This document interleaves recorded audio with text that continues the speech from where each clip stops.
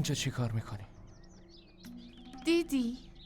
دنبالت گشتم و پیدات کردم. حسینا اینجا هم اومد. گوش کن، من اینجا نیومدم که با تو حرف بزنم، اومدم که آینده‌مو بسازم، نه که ازت فرار کنم. ولی خب وقتی تو این خونه میبینمت خیلی منو عصبی میکنه.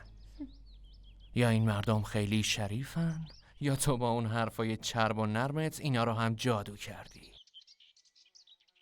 اینجوری نگو. اینا خیلی برای حسینا ارزش قائلن. حسینا اینجا عزت و احترام داره. واقعا؟ نمیدونستم. پس چه روز بدی اومدم اینجا حسینا. حالا گیریم قدرتو دونستن و بهت احترامم میذارم.